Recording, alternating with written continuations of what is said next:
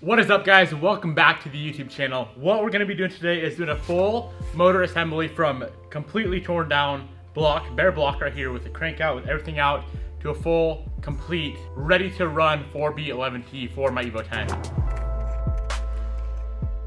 This is going to be like a 600 or 700, well, I'm going to say a 700 horsepower capable motor. So everything that we are installing in this motor, aftermarket wise, I will link down below. So we're doing the ACL race bearings for the crank and main, ARP head studs, ARP rod bolts, ARP main bolts, manly I-beam rods, CP pistons. The block we are leaving stock. It is bored 20 over, I believe. One other thing you're gonna need is the Evo 10 master gasket kit. So it comes with everything.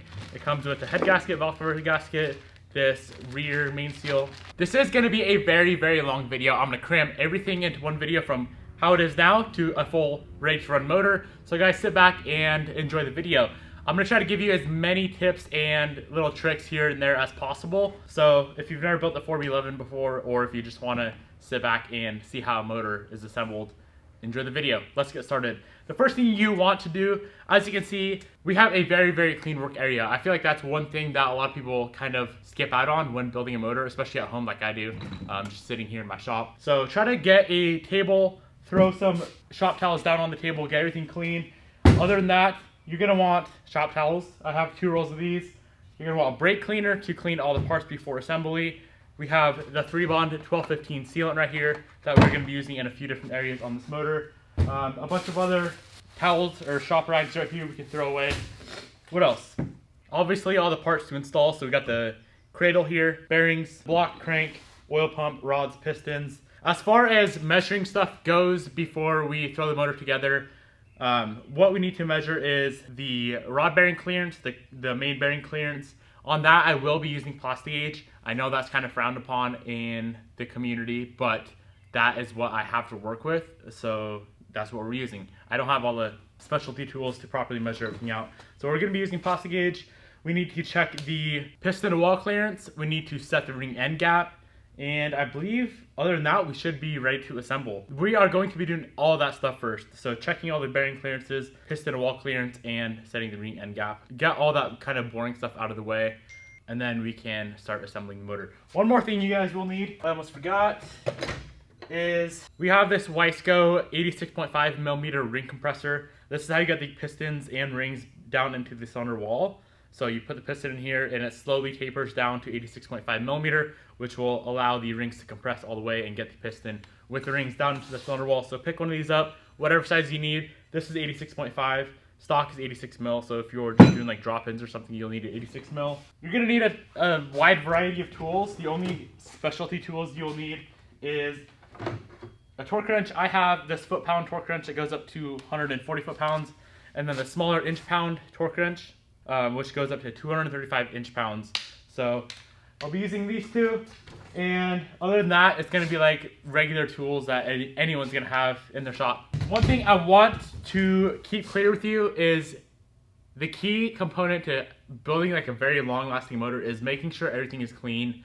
Just start with everything being clean. So I dropped this block, crank, and rods off where we are reusing my older rods, which are the I-beams, manly I-beams. I dropped all that off at the machine shop, so the crank is polished. We got a fresh bore and hone on the block, along with the head surface being resurfaced. And then obviously the rods are all polished. Rods are good to go there. What went wrong with my old motor was a really bad detonation on cylinder 3, so it took out that piston and the block as well. So this is a new block, or a used new block. All right, let's start with checking the main bearing clearances. So I'm going to flip this around so one is on this side. We shouldn't have to do anything different here. We're just checking them to make sure the machine shop did their job right. Currently installed on here are the ARP 2000 main bolts. So we're gonna pull these off.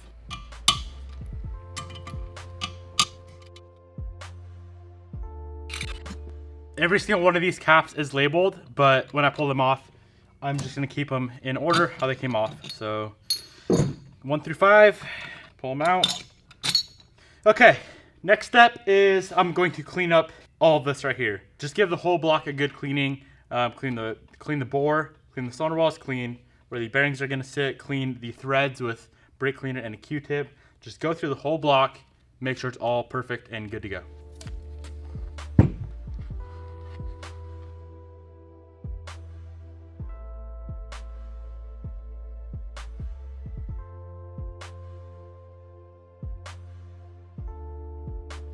You guys see why we have to go through the block and clean it? It's not the machinist's job to clean all the holes. Their job is to resurface the gasket area and do all that, the machining work. Look how much metal came out of these head bolt holes. That's why we clean everything up.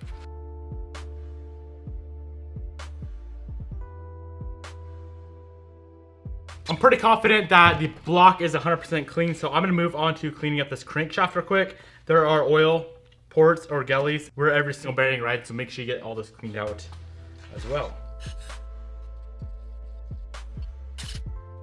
Last thing I'm gonna do is clean up these crank caps. Make sure you get all the bolts cleaned up as well.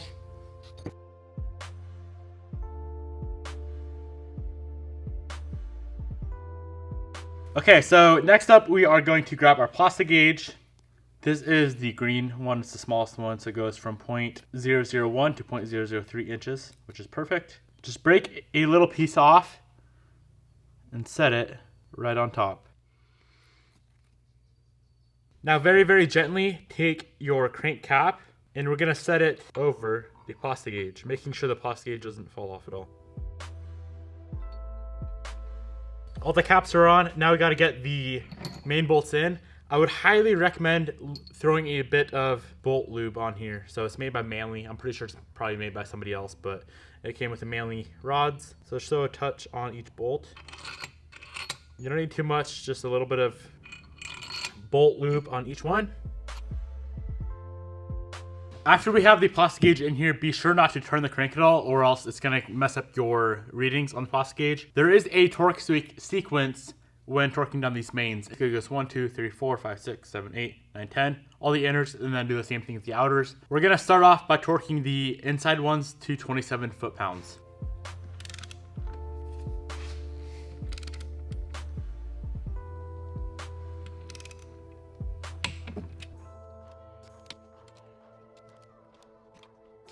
Now we're gonna switch over to the outer ones, and those are gonna go to 80 inch-pounds. So I'm grabbing my inch torque wrench. Make sure you follow the OEM torque sequence. Now we're gonna go back to the inner ones, the 10mm ones, and those are gonna go to 70, a final torque spec of 70 foot-pounds. And then the outer ones are gonna go to a final torque spec of 32 foot-pounds. All right, everything is torqued down. Now we can take off and loosen every single bolt in that same exact sequence, and then pull the crank caps off and measure the plastic gauge based off of this little gauge that is on the plastic dip or the plastic gauge package.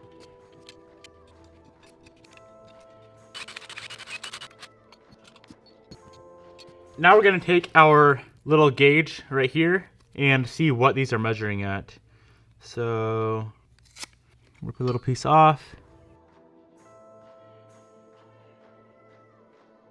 This is all on the machine shop, guys. You don't necessarily have to check this, but you might as well. You might as well double check the machine shop's work. Say if it was off, you would have to get oversized bearings and then bring it back to the machine shop and have them machine down the crank. But we're all good to go. We need to get all the plastic gauge off of the bearings and the crank. So I'll be using a little bit of brake cleaner and some lint-free towels, get them all cleaned up. Now we're gonna have to repeat the same exact process with the rods as well. The rods we're shooting for 0.0015 to 0.020, I believe. 0.0015 to 0.020. Same exact process. The rod bolts go to, you're supposed to measure the rod bolts with a stretch gauge, but I don't have a stretch gauge. So APR recommends torquing them down to 30 foot-pounds. Once again, utilizing this bolt lubricant. I'm gonna get this cleaned up and then we can move on to the rods.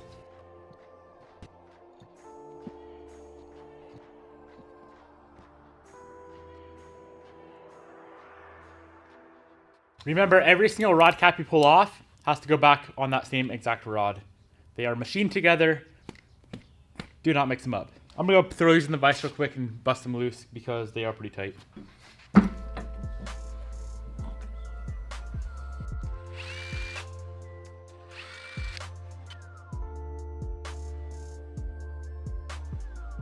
When you are installing these rods and caps together, bearing tang, the tang is the little piece of bearing that sticks into the cap. I guess is the best way to explain it. They have to match up. So tang and tang on the rod and cap together, they both match up. And then those are going to face toward me when the flywheel side is over here. It probably doesn't really matter on this motor. I know on Subarus it does. Evos, I don't think it matters, but that's how I'm gonna do it because that's how it came out.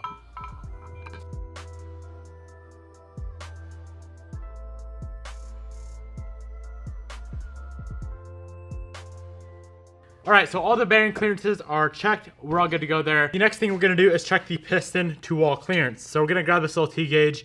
Once again, this is not the most 100% accurate way, but it is the tools I have, so this is the tools I'm gonna use. And we're gonna put it down in there. This is measuring at 3.4045. Now on the piston, when you're measuring the piston, you wanna go 1/2 inch up from the bottom of the skirt. So we're gonna measure that at, that's right at 3.400000. That is a little bit looser than it should be. The CP spec calls for 3.5 thousandths of an inch. That is 4.5 thousandths of an inch, but 1/1000th of an inch is pretty minuscule. They're gonna feel pretty dang loose when you get them in there. These are forged pistons. So the difference between forged and cast, like piston to wall clearance wise, forged are gonna be much looser because they expand a lot more than cast pistons do. If it was a cast piston, it'd be like maybe 2 thousandths of an inch. These are 4.5 thousandths of an inch. So it's like double. The clearance, I wish they were a tiny bit tighter. So there may be some very small piston slop when we go to run this thing. Like when the motor's cold, when it warms up, it'll be fine.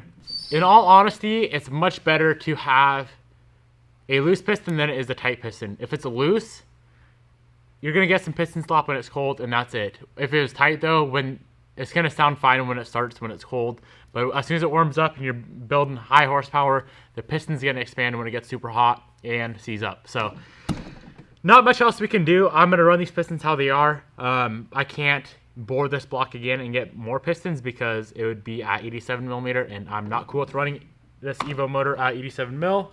86.5 is like the max I would go. So we're gonna run these pistons. I already measured all of them. They are all at about 4.5 thousandths of an inch. So next thing to do is move on to the piston ring end gap. They have this spec sheet here, this ring end gap chart, street high performance. You are gonna need one of these piston ring end gap filers. I will link this down below if you guys wanna pick one up. You can use a file if you're really good at using a file, but I prefer just to use this ring end gap filer. They're pretty cheap. So how you get the ring end gap, you're gonna wanna open your rings. Once again, we're only doing the first and second ring. Oil rings, we're gonna leave how they are. You don't need to file those down at all. So how you get the ring end gap, you're gonna pull your rings out. The top ring is the silver ring. The second ring is the black ring. The N, the marking, goes up. So when it's on the piston, there's an N stamped on there. There might be a dot, there might be something else. It always faces up. So how you get a ring down in the cylinder wall properly, you're gonna compress it a little bit, get it down in the bore, flip it sideways, and then grab your piston, flip it upside down, and push the ring down into the cylinder wall, like so. So the top ring's currently at 0.012, and we want that to be 0.018. So we got a bit to file on it. Let's get to work, guys.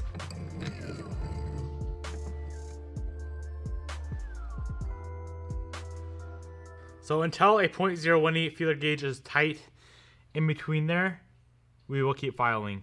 And you have to make sure you're filing it square.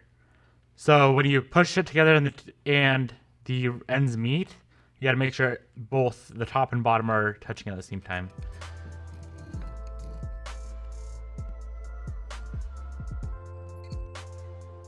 All right, ring number 1 is done, 0.018. Now we're gonna grab ring number 2, the second ring, and this is gonna go to 0.021.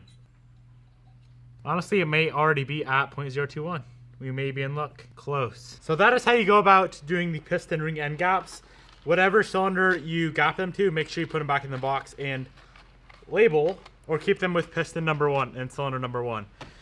I'm gonna go bust out the other 3, and then we can move on to actually assembling the short block. This is definitely the most time-consuming process. Once we get everything set, though, it's a breeze to get this thing together.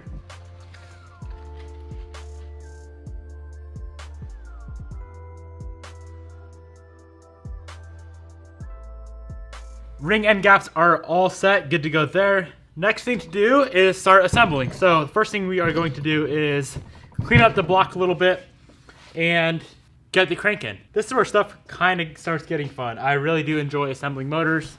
So let's get after it. Just gonna grab some brake cleaner, wipe everything down one more time.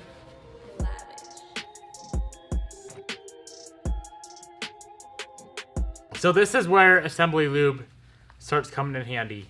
You're gonna need assembly lube on all the bearing surfaces, the wrist pins, pretty much everything that we're throwing together except for the cylinder walls. We're not gonna be using assembly lube to put the pistons into the cylinder walls. I'll show you guys what we'll be doing there. So I like to use Redline assembly lube. It's always been really nice stuff. Simply just put your bearings in, get them seated all the way, make sure they're nice and clean before you get them installed. Now we're gonna grab a bit of assembly lube, throw it on the bearings. I'll link some of the stuff down below if you guys want to go get some for your own motor builds. I really do like the Redline products. Throw some of that on there. Now we're gonna grab our crank, wipe it down one more time, and get it installed into the block.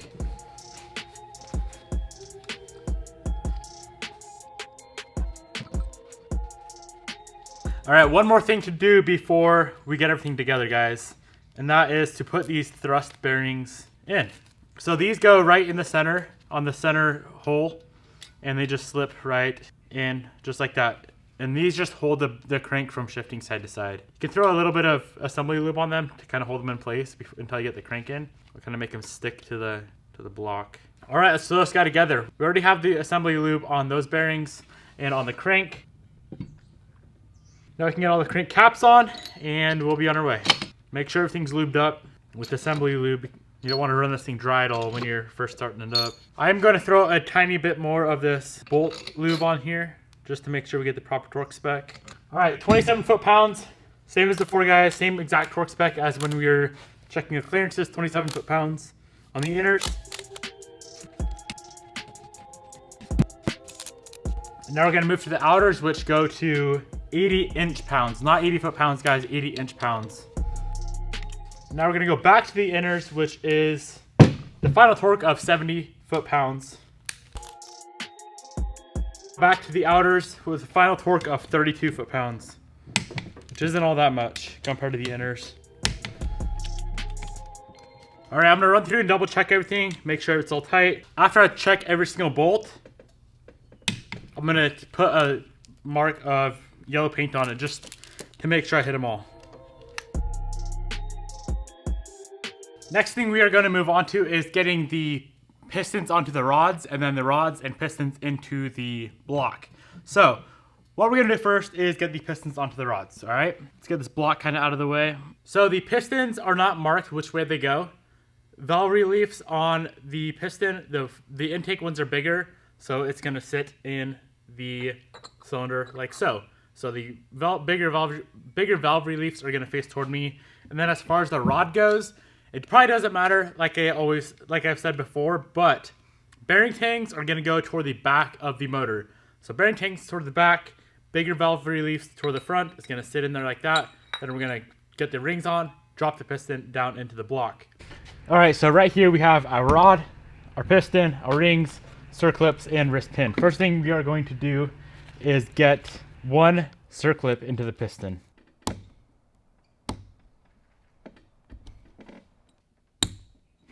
All right, we got the one circlip in on the one side. Now let's pull out this wrist pin. One thing I'm gonna do right now is pull off the rod cap. They're both marked right here, as you can see, 4 and 4. So we know that goes to piston 4. Pull that guy off. All right, what we're gonna do, grab some assembly lube, lube up this bearing inside the rod. Okay, and then also lube up the wrist pin. And then we can start sliding this wrist pin through the piston. Intake valve reliefs are going to go toward the front, and the tang on the bearings is going to go toward the back. Just make sure those are opposite. Slide that all the way through, and then we can grab our other circlip, get it in the piston. All right, now it is time to move on to the piston rings.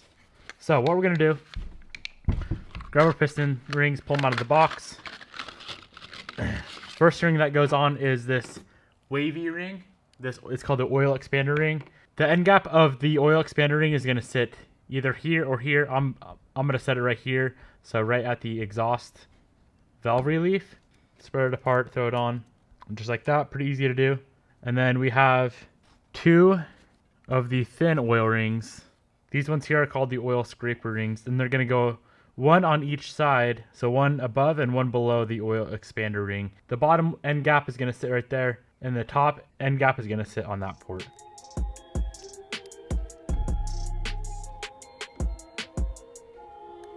Okay, now grab our second compression ring. This end gap is going to sit right here. Make sure the end is up. The second compression ring is the black one, the iron ring. So we can get that on first, and then we can get the top one on.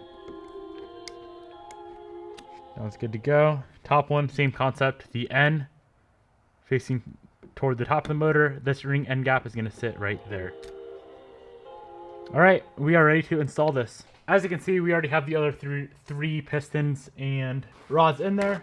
What we're going to do on this 4th hole is clean it up with a bit of brake cleaner. Make sure it's all nice and clean, and then grab our ring compressor. Put a little bit of WD-40 on there. We are using WD-40 to lube the cylinder walls. We don't want to use assembly lube because it's a little too thick. WD-40 allows the rings to break in nice and fast. So just grab the piston, drop it down through the compressor, get all the rings compressed, drop it into the cylinder wall. So that's where we are now. Now you can just tap it in there. Make sure the ring compressor is all the way against the block, and just tap it in.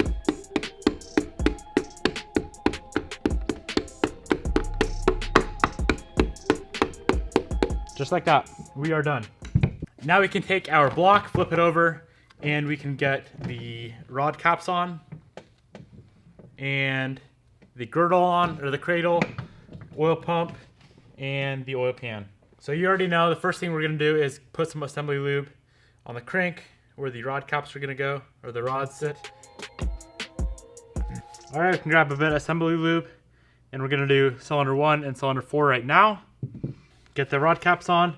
Make sure bearing tang on here goes to bearing tang on the rod as well. We're gonna start off by torquing these down to 44 inch-pounds, and then we're gonna go to 15 foot-pounds, and then the final torque spec of 30 foot-pounds on these ARP 2000s. All right, same thing as before. I'm gonna go double check all 8 bolts, and as I check them off, I am going to throw a little marking on them with the yellow paint pen. Okay, most likely the hardest part of the motor assembly is finished. Next up is the engine cradle. So what we're gonna do, clean off this gasket surface with some brake cleaner once again. Get it nice and clean, and then apply our 3-bond 1215 sealant to that gasket surface. All right, we got it all cleaned up. Let's set up on the motor, and then we can grab our bolts for it and get them installed. So there are a total of 6 of those bolts, and we're gonna start with this one here. So number 1, 2, 3, 4, 5, 6, and these all go to 19 foot-pounds. We're actually not torquing the bolts down yet. I'm gonna hand tighten them, and we have to let the sealant set up for about 30 minutes before we can actually torque these bolts down. So just get them snugged up with your hand, and then step away and let it sit for about 30 minutes. The 30 minutes is up. Let's go ahead and torque these things down 19 foot-pounds. Follow the torque sequence Mitsubishi provided. Next up is the ARP head bolt installation, or the head studs. So we are going to be running the ARP 2000s. First thing we want to do is go through and re-clean all of the holes where the head studs go. I'm going to flip the motor over, squirt some brake cleaner in the 8 holes, blow it out with compressed air, go through it one more time, and make sure everything's good to go. Now all of these studs here just go in by hand tight. There's no torque spec on them. So I'm gonna grab my tiny impact here and just run them all the way down and just get them hand tight. Got to make sure all those threads are clean. I went through and cleaned all the threads on the stud and in the block as well. If you notice any binding when you're putting these into the block, make sure you pull the stud out and clean up whatever the stud is hanging on. Before we throw the head on, we do have this oil control valve filter, OCV filter. It's gonna go in this hole right here. This is the timing side. I'm gonna squirt this down with brake cleaner, blow it out with compressed air, and get it installed. It is now time to clean up the gasket surface where the head goes. So you already know, brake cleaner, lint-free towel, clean it down. Before we throw the head gasket on the timing cover side over here, there's these two little tabs that stick out. We're gonna be throwing some of the 3-bond 1215 on the bottom side of the head gasket and on the top side. So right on these two little tabs, you guys will see, make sure you get some sealant on there. You don't want any leaks.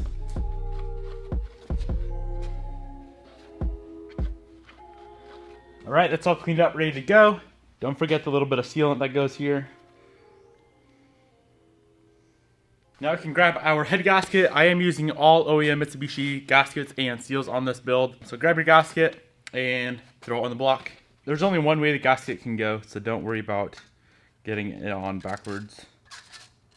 This hole here and this hole here have to go over the dowels. Now we're gonna grab a little bit more sealant and throw it on these areas again on the top side. Now we have to prepare the cylinder head. So throwing down some new paper towel here. We're gonna pull the cams off, set them on this towel with the cam caps on top, because every cam cap has to go back in the same exact location. They are numbered I1, I2, I3, I4 for intake, and then E1 through 4 for exhaust. So just in case you don't get them back on in the same place, look at the numbering and make sure.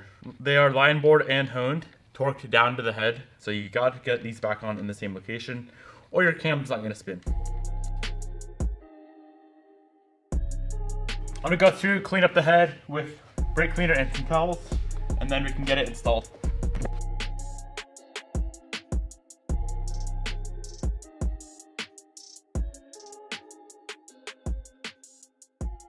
So before we put the head onto the motor, there are two washers for the ARP studs we need to install. They're the two washers that go on this timing side. So just simply grab the washers, throw them on the head. I will be using a little bit of this the fastener lube just to make sure everything gets torqued down to the proper spec.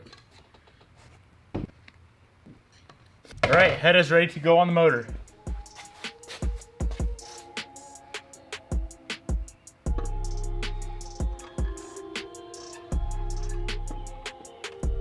Make sure it seats down all the way with no gaps anywhere. All right, we are good to go. I'm gonna throw the rest of the washers on there and then get the nuts on there with the hardware lube as well. And then we can get to torquing down this head.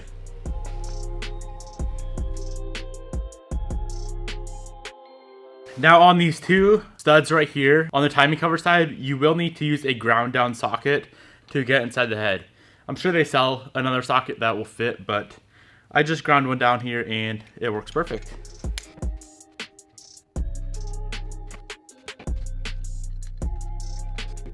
I'm gonna run through, snug all these up with like no torque at all, and then we can get to torquing down this head.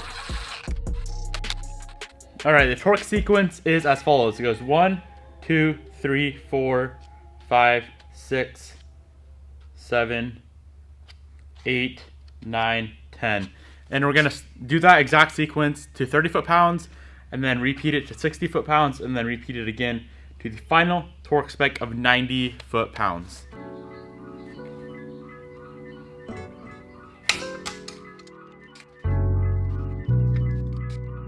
Head is fully torqued. It is time to move on to the cams. So I got a bit of assembly lube on the cam journals and the cam tappets as well.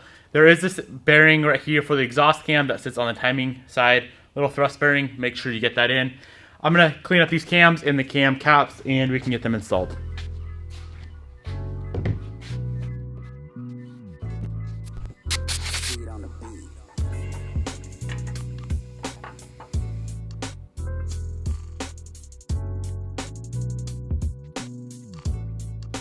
There also is a thrust bearing on the top of this cam cap as well, in the same exact location that the lower one is in. I'm gonna snug all these down and then we can get to torquing them to the proper spec.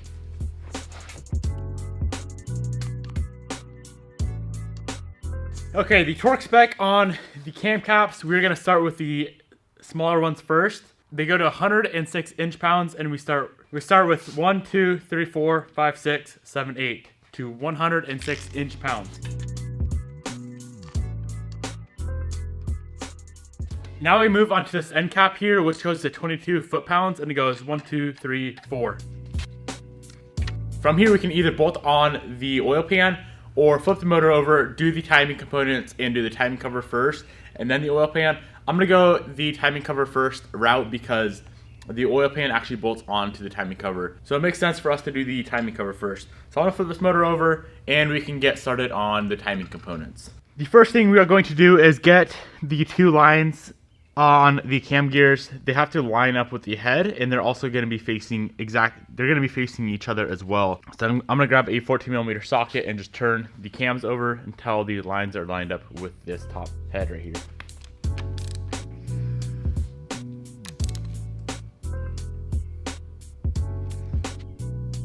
The next thing we need to do is get the motor at top dead center. So I'm going to grab the timing cover, set the timing cover on, and then grab the crank pulley, put the crank pulley on, and get the motor at top dead center.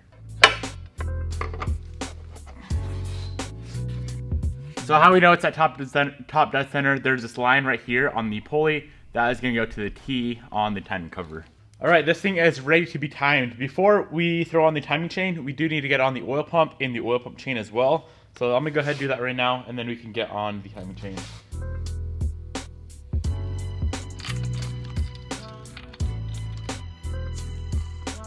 So there are 3 bolts holding the oil pump on.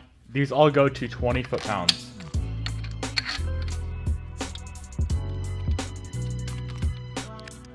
So on this timing chain, there are a bunch of gold links or darker colored links. I actually painted them yellow so you guys can see them easier. But this one over here is going to line up with the dot on the cam.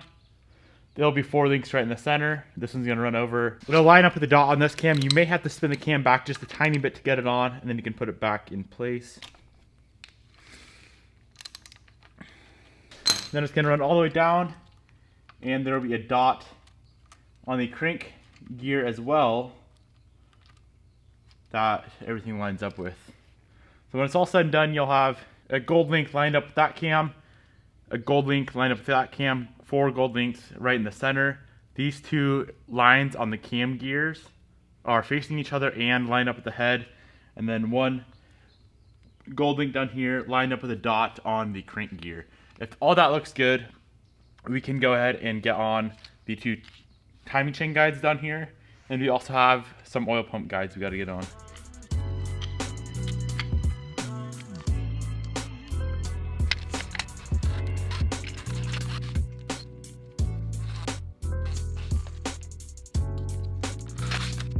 We can also set on the tensioner, tighten her down a little bit.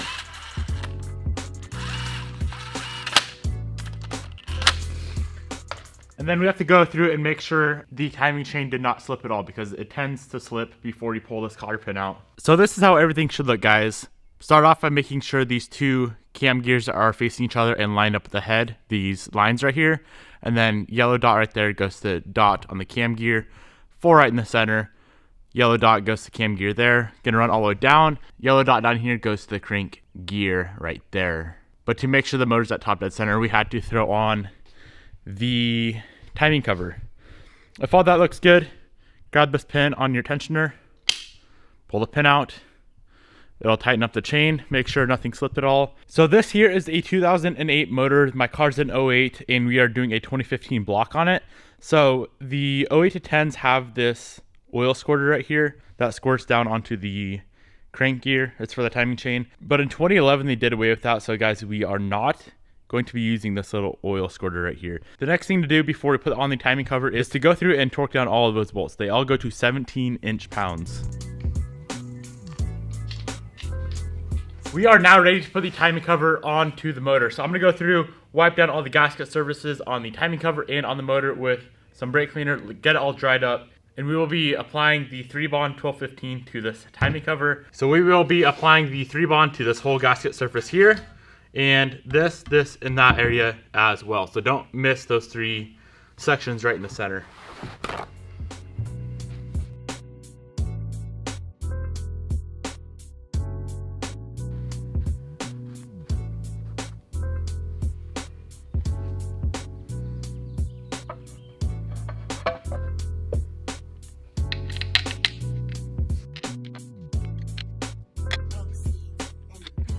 So we're just gonna get all of these bolts on here hand tight.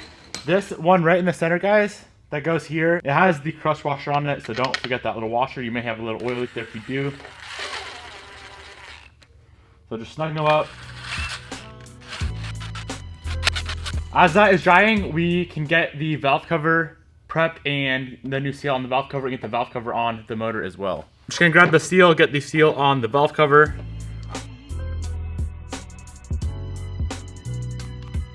Before we get the valve cover on, we're gonna put a dab of sealant where the timing cover meets the head. So right here and right here. And we do also need to throw on this little guide as well. It's gonna sit just like this. And this goes to 17 inch-pounds. All right, valve cover is ready to go on. Make sure you do get that seal on where the time chain cover meets the head. Definitely gonna need that.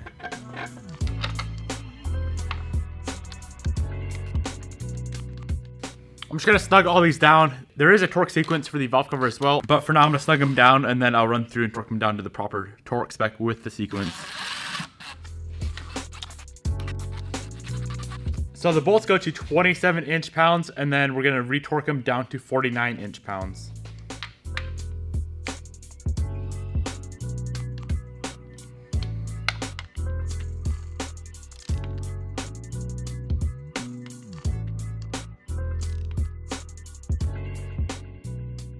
While we are still up here, I'm going to swap out these spark plugs for a new set and then get the coil packs on as well. And then we can flip the motor over, throw the oil pan on, and then wait for the sealant on the timing cover to dry and the oil pan to dry, and then we can torque everything down and we will be done with this motor build. The plugs we are using on this motor are NGK ILKR8E6 and they're gapped. They come pre-gapped already, but I double checked the gap and they're all at 0.020, and that's exactly what they should be.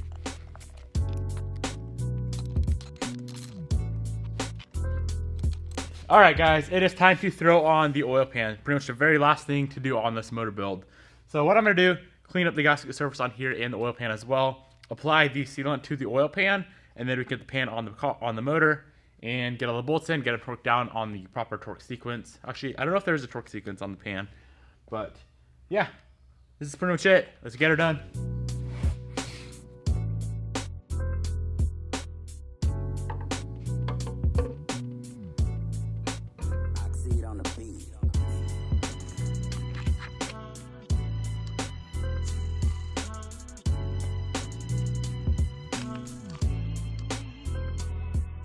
So all these smaller ones, the ones with a 10mm head, go to 89 inch-pounds, and then the bigger ones with the 12mm head go to 22 foot-pounds.